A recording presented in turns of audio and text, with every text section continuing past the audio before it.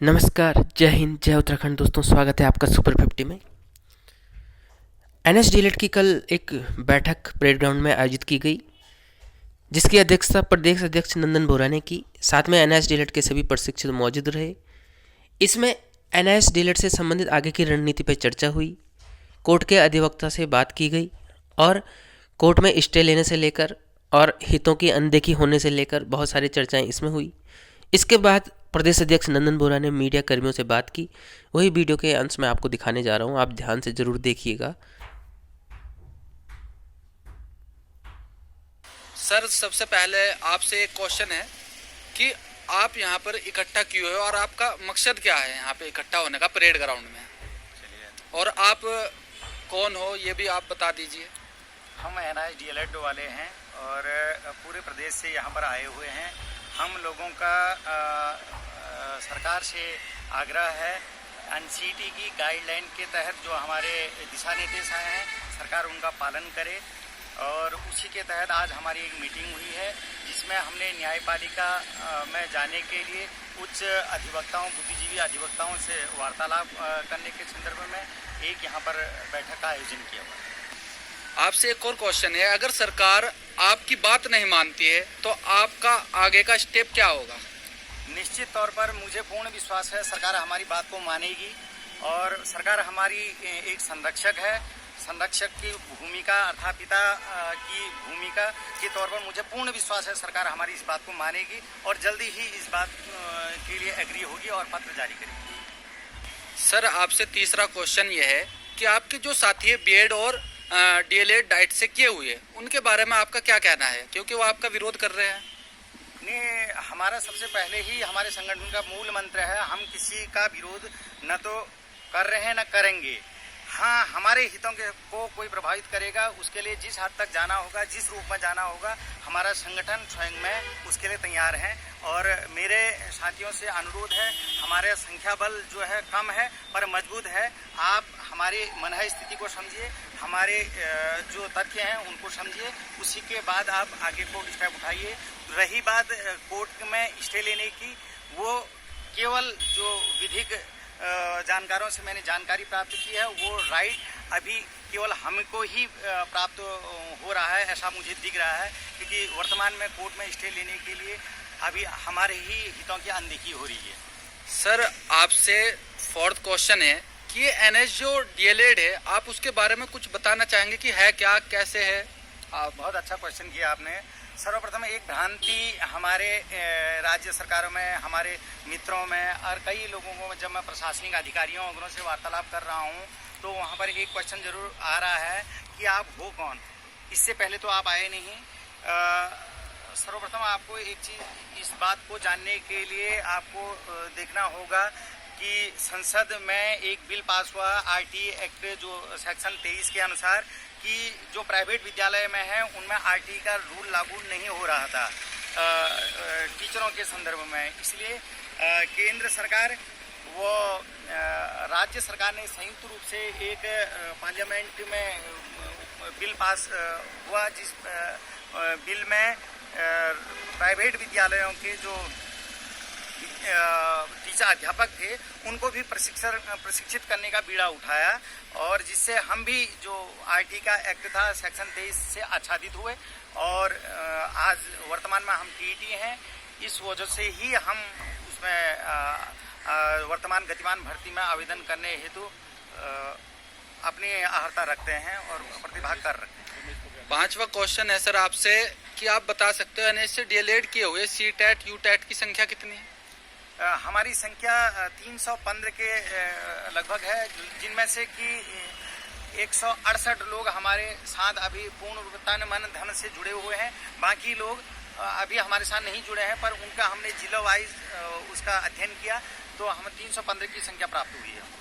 Thank you sir. और हमारी बात हो रही थी एनएस डीएलएड के साथ। अभी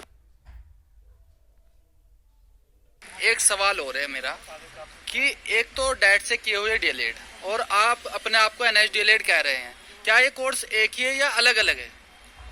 डाइट डीएलएड और एनआईएस डीएलएड दोनों में भिन्नता क्या है और समानता क्या है, पहले इसको बता दूं। हम जो है केंद्र द्वारा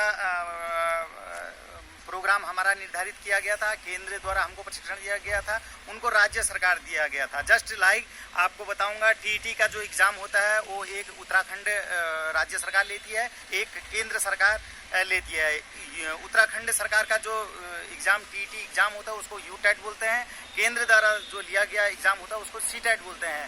पर देखा जाए जो सबसे ऊपर होता है वो सीटेट होता है, क्योंकि सीटेट वाला आवेदन सभी जगह कर सकता है। वो केंद्रीय विद्यालय में भी कर सकता है, राज्य के जो विज्ञप्तियां उनमें भी कर सकता है। तो हम केंद्र द्वारा हैं, हम किसी राज्यों में भी कहीं पर भी आवेदन कर सकते हैं, बशर्ते कि राज्य के रूलों को, अगर वहाँ के जो रूल रेगुलेशन उनको फॉलो करें। तो केंद्र और राज्य का फर्क है और कोई फर्क नहीं है हम उनमें। धन्यवाद सर। वहाँ आपसे एक सवाल और है सर, क्या कभी आपकी शिक्षा मंत्री, केंद्रीय शिक्षा मंत्री रमेश पोखरियाल जी से कभी बात हुई इस संबंध में? जी बिल्कुल हुई। उन्हीं का आशीर्वाद हमको आज तक मिलता आया है। उन्हीं के बदौलत, उन्हीं के सानिध्य में ही हमको आज MHRD द्वारा पत्र प्राप्त हुआ है, NCT से पत्र प्राप्त हुआ है। आज भी वो हमारे लिए चिंतित रहते हैं। कई बार हमारे संगठन को उनका फोन आता है, जो हमारे उनसे संबंध रखने वाले व्यक्ति हैं उनको फोन आता है कि आपका पत्र जारी हुआ या नहीं हुआ। ये उनके हमारे प्रति चिंता है, जो हमको इस बात के लिए एक सुखद अनुभूति प्रदान करता है। धन्यवाद। नहीं हुआ